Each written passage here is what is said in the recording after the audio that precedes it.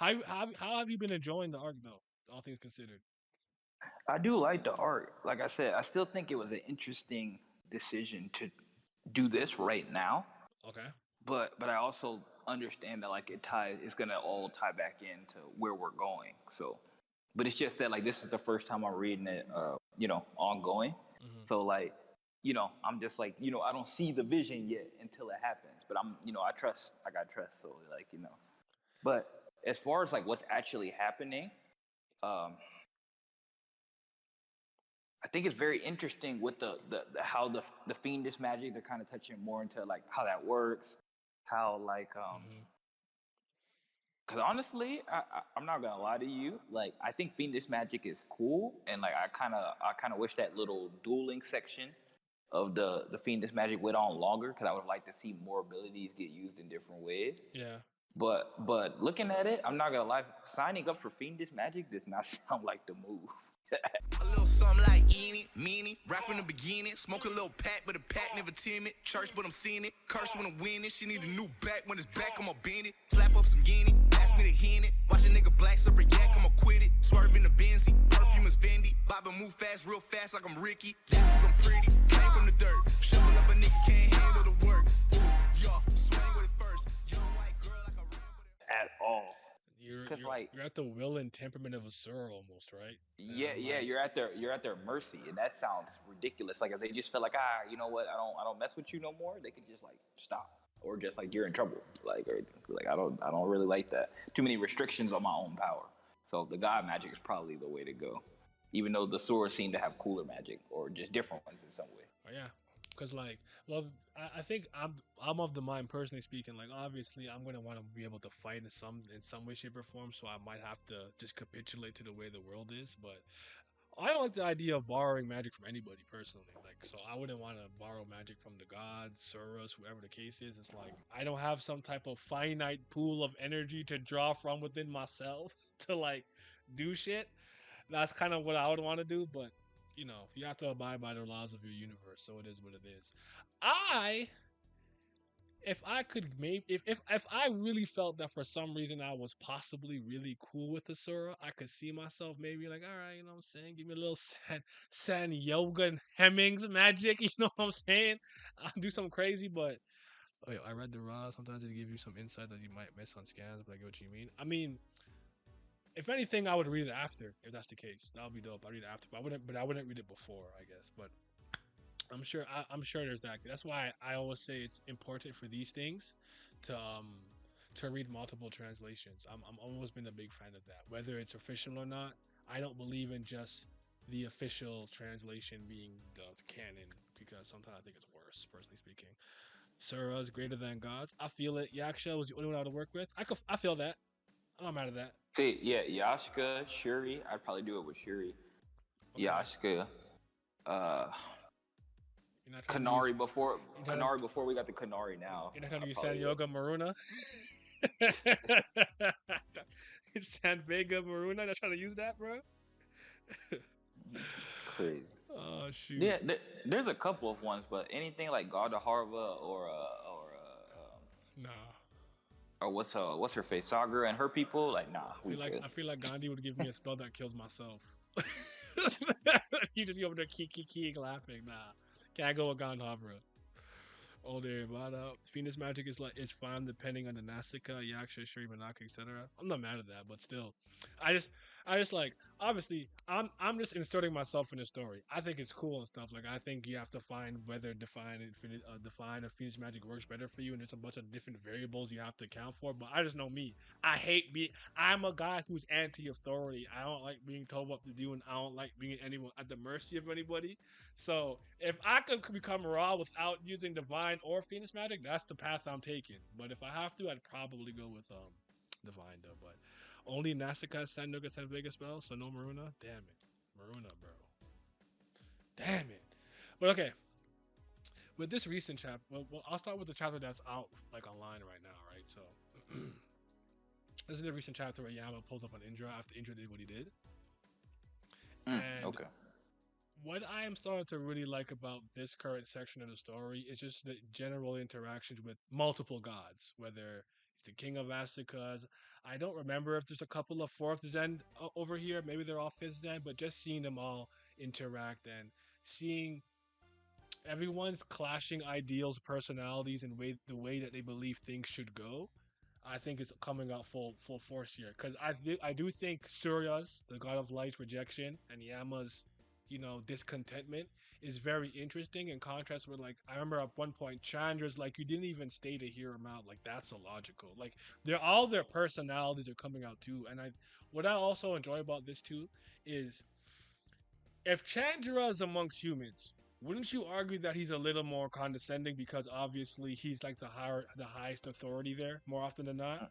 But seeing him here, where he like Indra's here, the king of Nazca stuff, you're seeing a more subdued version of him. It's not to say that he doesn't believe in the things he believes in, but it's a little more reserved. Like, I'm noticing a little things like that I really like Ryu and whatnot too. Because even Yama. Go ahead. Yeah. I was just saying. Also, he's around a bunch of beings that potentially could be stronger or kill him. So that's maybe why he's not the way he is. Absolutely. Only many Asukas tamper with Phoenix magic to deal with boredom. They blow up the magicians and their allies for fun. See, see. Oh no. Ashvin's yellow hair and maroon red hair are forms. Then okay, thank you. Okay, thank you for pointing out. See, I love you guys. You guys just know they have the knowledge there.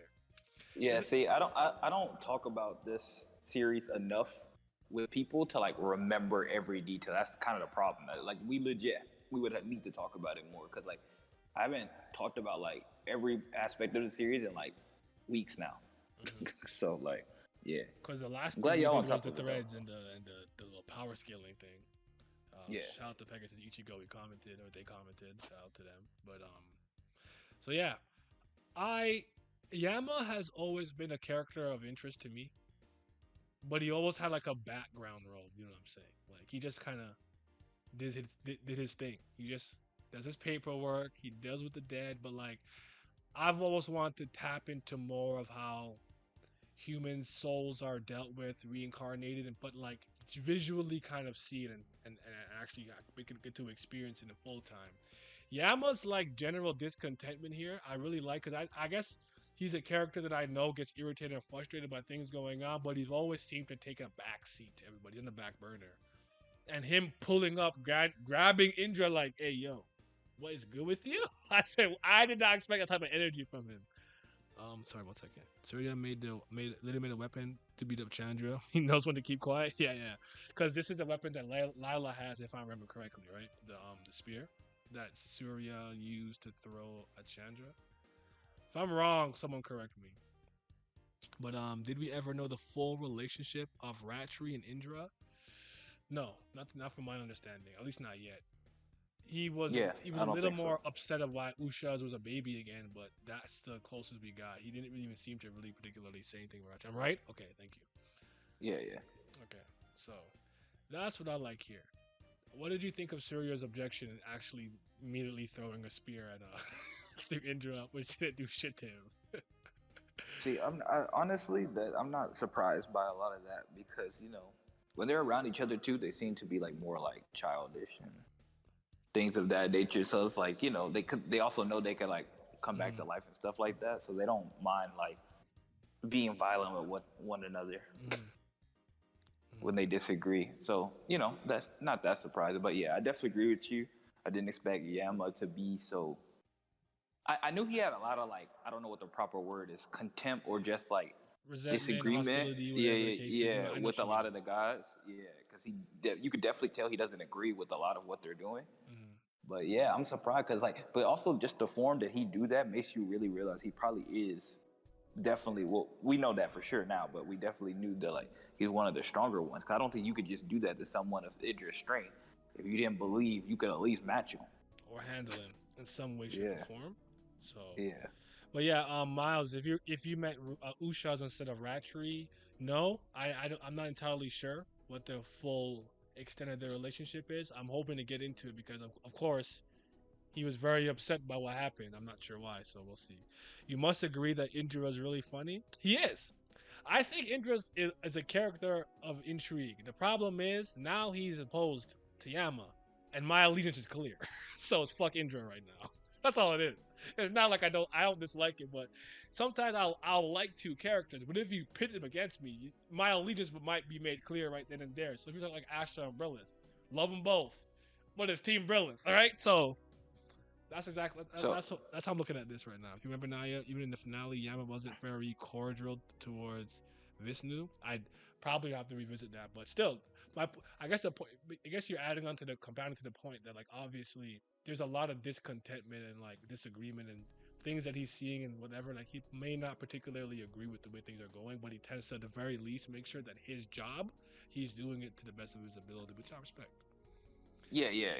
I think he knows that he has a role to play. Even see, because the thing is, this whole story is always centered around getting to the greater future. Mm-hmm. So even though Yama completely disagreed with the notion of how the other gods and beings are going about this, he still knows he has a part to play as, the person who does all the shit with death and the sins and the souls. He still has a great part to play in all that. So he can't just like not do his role, even though he's angry with everybody else. Because if he still wants to get to the best future, he has to play his part, even when everybody else seems to be doing crazy shit. No, I agree.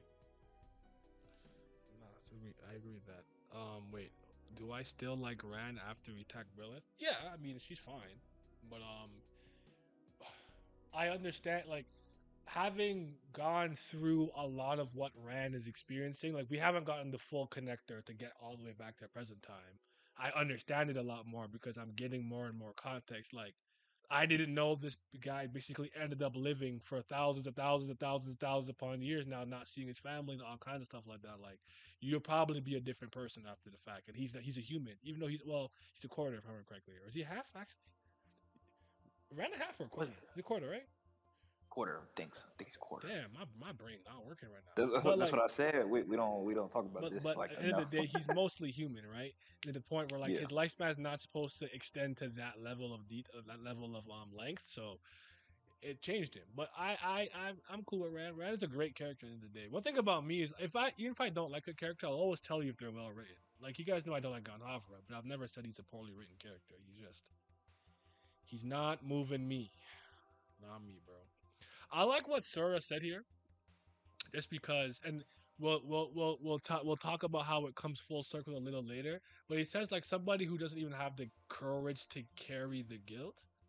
I don't want to hear you talk about the greater cause because he's talking about toppling the greatest of the universe, which is Ananta. How much sin would it take to topple that? Indra's interest, as far as I'm concerned, doesn't tend to usually be aligned with the greatest outcome, in my personal opinion. I think he just be doing shit. Like when See, and by the way, him throwing that spear was funny. Indra reminds me of what I thought a lot of these gods kind of would be Whimsical. when I first was. Yeah, yeah. he just childish, just a big kid with a lot of powers beyond what he should have. Because, like, for the most part, not many people can say anything or stop Indra from doing what he's doing. But he also seems to be very charismatic, even though he's kind of goofy. He seems to have a way to convince people to be on his side. So he's pretty good at that. Whatever he's trying to do. So yeah. And then you start to get the contrasting beliefs here, and this is what I mean when I spoke about in my video the Kurigama's ability to create interesting dialogue. Like I call it the art of conversation. This is like what I'm talking about here.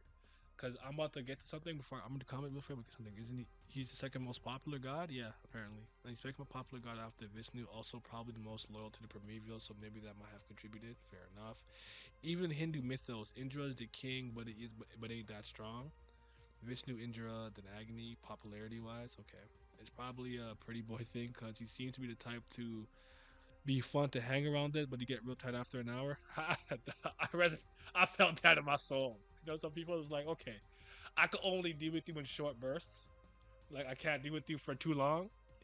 Indra just come across a nigga like, if I want to party or function, I'll talk to him for 5 minutes and then I'm done. Like, I'm not going to talk to him for the rest of the function.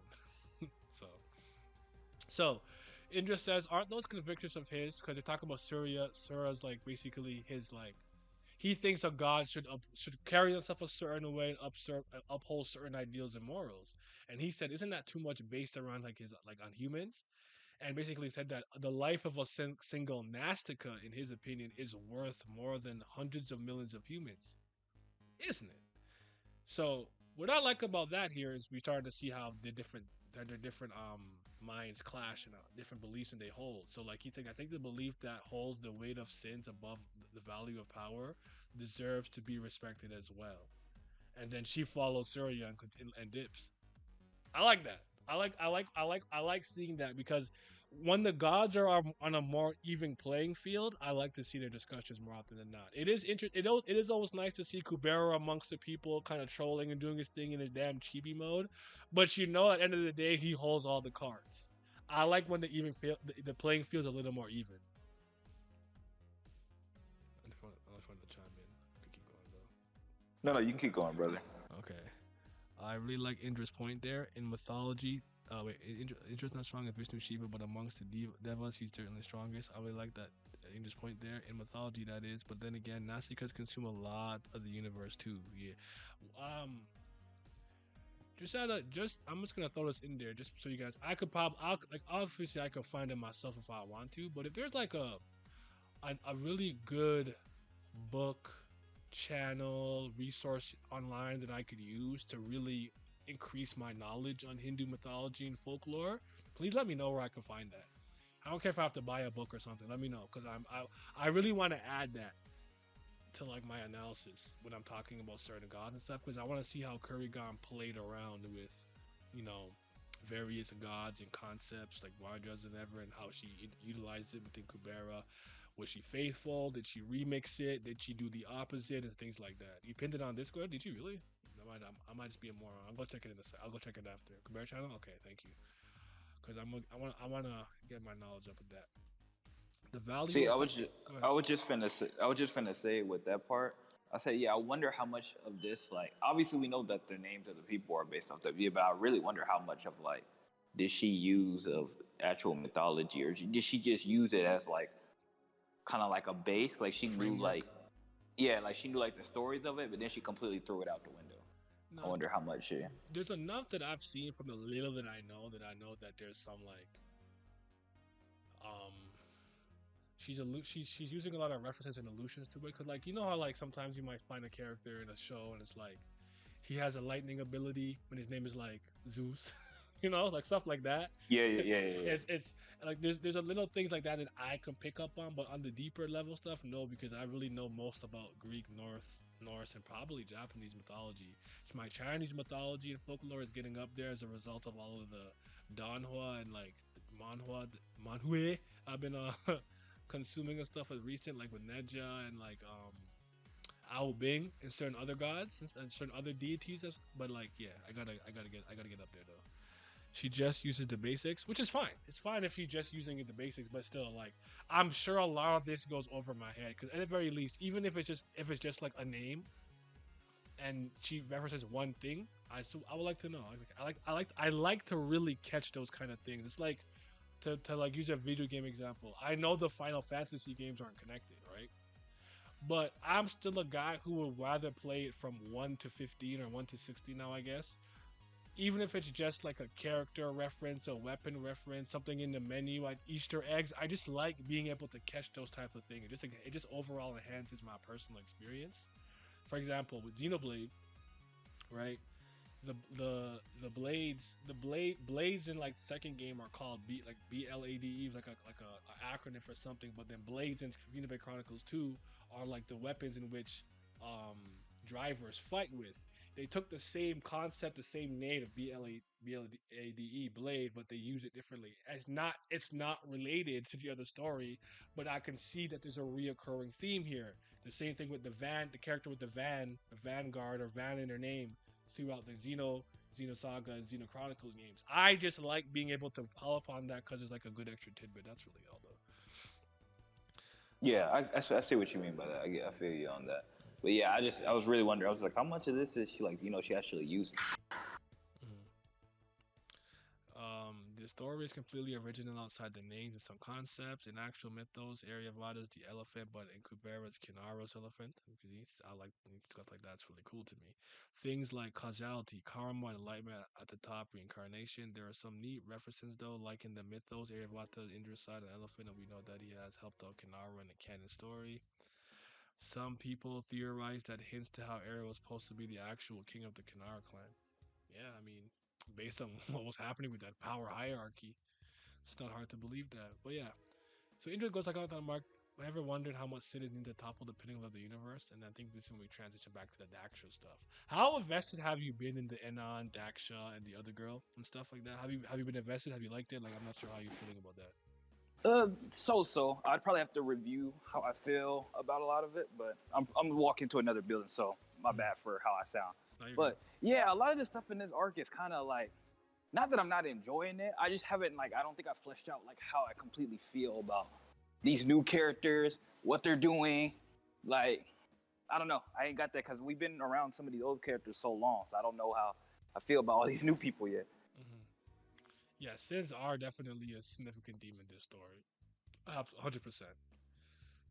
What I was gonna say is I have a vested interest in Anon a little bit, partially because I believe Rand being here to some degree could actually I don't even know if he no because Maruna got sent here. For all I know, he's not here.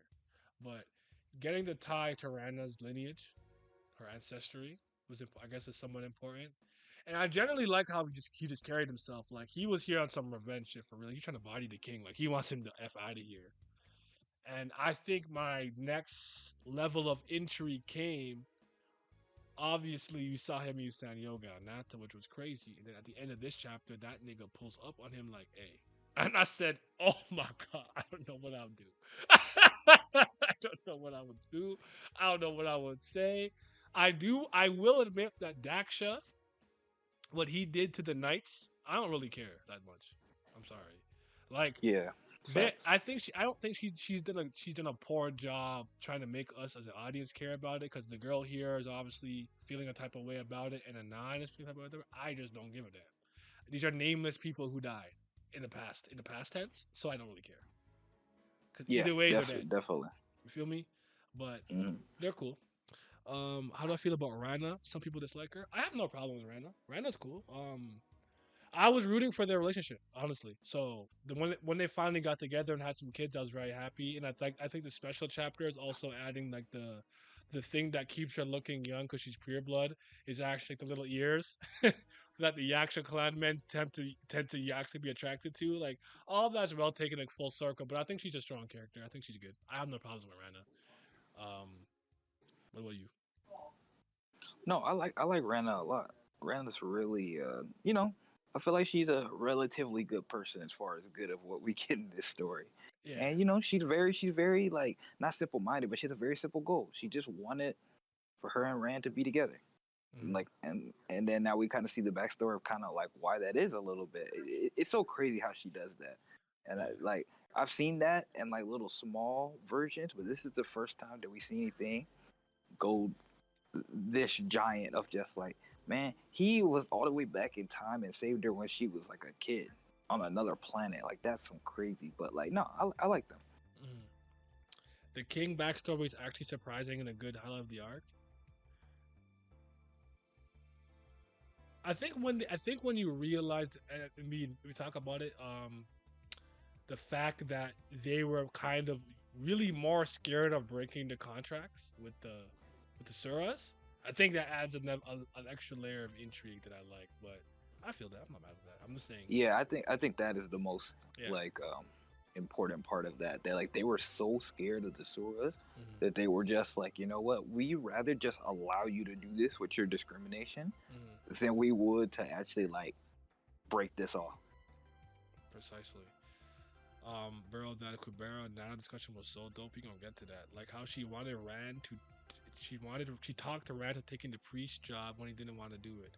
Like that's why people don't like her because she's like a bit of a like nagging wife. That's just how it is when you get in a relationship. Sometimes you get nagged, bitched, or a little bit like incentivized or pushed to do a little something. So that's just how it is. That's not that's I'm not mad at that. Like end of the day, if he really didn't want to do it, he didn't have to. He could have said no, So I mean, Rand can be pretty like aloof yeah, Rand's kind of a sometimes too. ditz. So he Yeah, needs some yeah, structure. he, need, yeah. he might need a little guidance. So it's I'm cool with that. That's not bothering me. That's just relationship dynamics more often than not. So people dislike Rana for the pettiest reasons. Give me some. Give me some. What else did they say? This is actually kind of intriguing.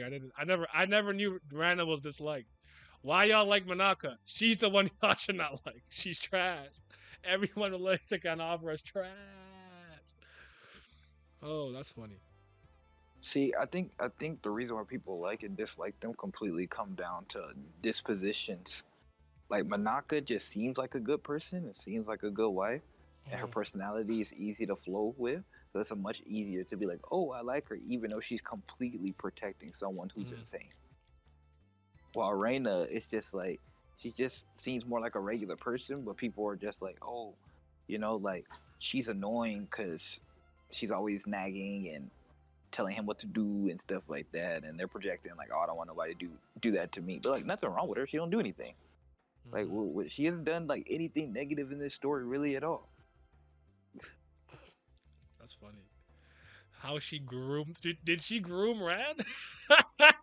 Was he groomed? Crying. Wow. Nah, that's not moving me. That's not That's moving a me. that's a crazy leap, especially since we know how ages and stuff work. Yeah. That's not moving me. That's funny though. That's funny. That's funny as hell. Oh, I'll backtrack a little bit because I didn't get to answer your question because I had to go like open up the Kubera chapter and go look real quick. I Uh, have open on stream. What do you want to talk about? no, I was gonna just talk about like Anan, like Anan, like he's super cool. You asked me before on I think on a previous, I don't remember if it was a call or previous stream. I felt about him. Mm-hmm. Like now, I'd say I really like his character. Like his design is super cool. How he uses power, some of the facial expressions, like everything about him so far.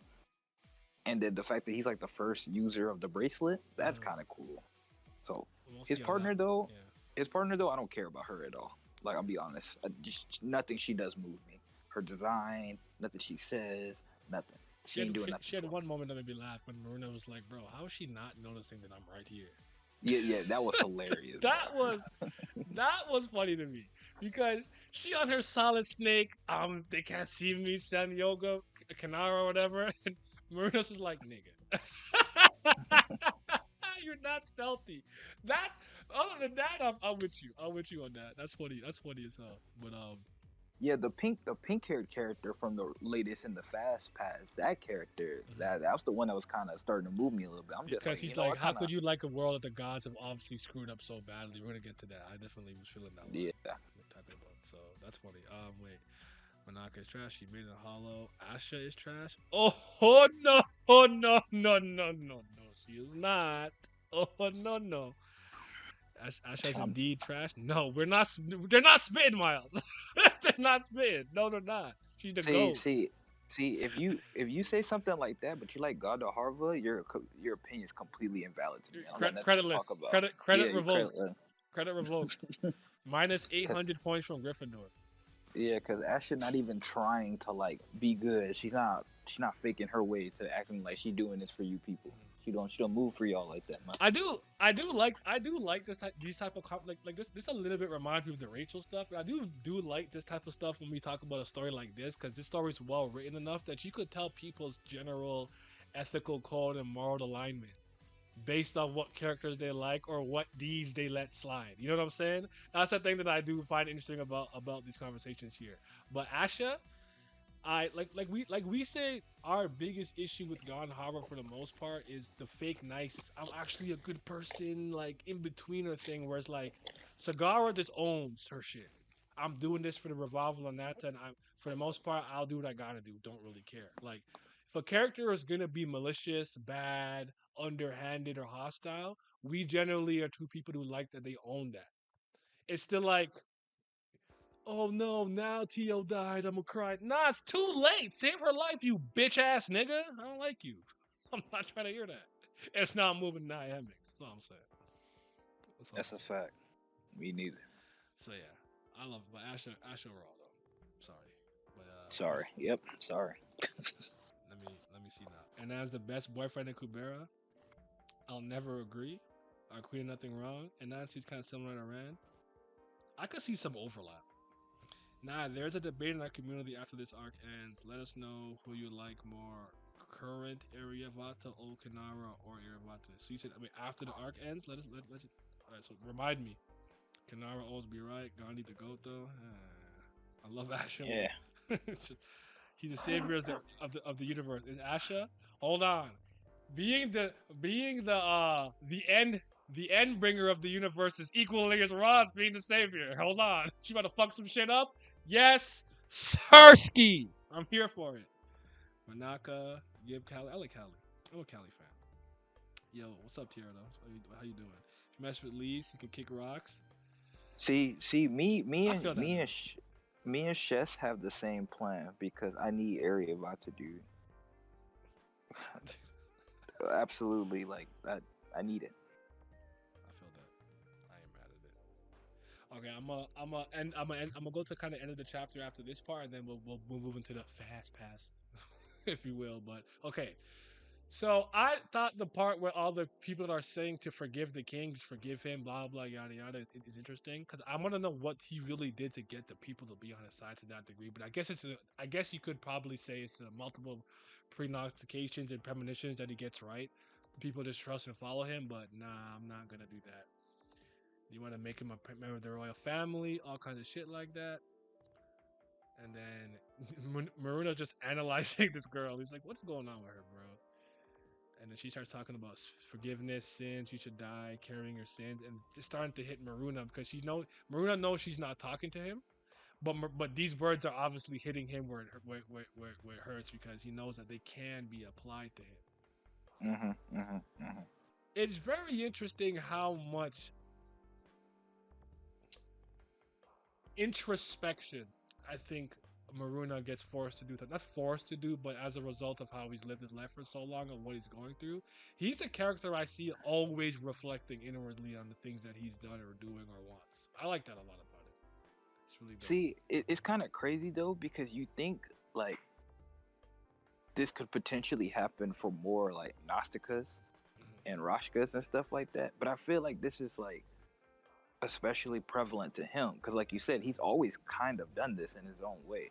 Maybe he's like he wasn't thinking to this level that he is now. I would say that his like, belief system got challenged and he's trying to figure out what's old that he still believes in that works and what's new that he can accept into his current belief system. Right, and he was always somebody too that he was just always like kind of like I have to do what I have to do for this reason. But like unlike other characters, we would actually see dialogue of him talking himself into whatever reason he had to do what he had to do for, whether it be out loud or his inner monologue. Because even when like him teaming up with Gadoharva, with Sagara, stuff like that, like he didn't necessarily want to do most of the stuff they asked him to do, but he also knew it's just like I have to kind of do this, but like this is why I'm doing it. But then this whole entire arc is like, you know what? Maybe you didn't have to do this stuff, or like this stuff wrong. He's like, man, like he don't know what to do now. Different. Yeah. He never had to think so much about these decisions, every decision he's ever made to this level. And I do think that in some ways too, he's slowly and surely inching himself to a more leadership role. I think sometimes as a grunt, I say grunt not in a mean way that he's like just under or like a worker bee, if you will, but when you inch your way slowly to those leadership positions, you have to think about those things a lot more often. And I think he's because I believe at some point he's going to become the new king of the Garuda clan. I don't know if you're thinking that. I think so. Yeah. Okay. No, I think so. Okay. I don't see no reason. My thing is, I guess my bigger question would be, how does he expand the clan again? Because like out of most clans, like his clan is probably in the most dire straits at this point. Well, other than God of Harvest clan, obviously, because he left them all. And depending on how you see the dragons with their ability to not right now, I guess, mass produce more, if you will. But yeah. Well, the dragons they kind of yeah, they kind of been like this. Yeah, Like, for a so I don't while. know. Okay, fair enough. They're Yeah. they found their way. There's no need to universe Asha for the win. I think that he is sympathetic to those close to him. Like the king really cares about those around him, other than his hatred for halves. And and a lot of those humans echoed his sentiments and hatreds towards the halves. You're right. The people believing in the king to that degree is probably thinking just funny. Like you don't tell me to be like, oh, he said sorry. You say forgive him. No, bitch, you don't know what I'm going through. I decide if I'm forgiving him or not. Don't tell me what to do. That's all I would say. But no, you're right though. Gani didn't do anything to deserve being the savior though. At least Asha's conviction is respectable. Yeah. But he got to dumpster Tio City to cope with this. Oh shoot. Sagara cute though. I like Sagara. Garuda clan more like Team Garuda. Hey. Waruda. Hey, man, I like the Garuda clan. They are in my book. But yeah, shout out to Maruna, man. Like his character just keeps growing. Now, who's this guy? Has he been there the whole time? I need to see. I didn't like my contractor's order, bro. You see that sweat mark? I said, oh, my, oh. I said, why he pull up like that? That is dangerous. And here it says, Chandler note contractor's orders. The use of Korean word here can mean order or spell. Kurigama's comments, Indra, who was in a hurry in the last episode, realized that this was hell and became more relaxed. Nigga was relaxed in hell. Look at him, demon. But yeah, so from this point on, obviously we'll be technically 1 to 3 chapters ahead. So this is the fast pass section. Welcome, but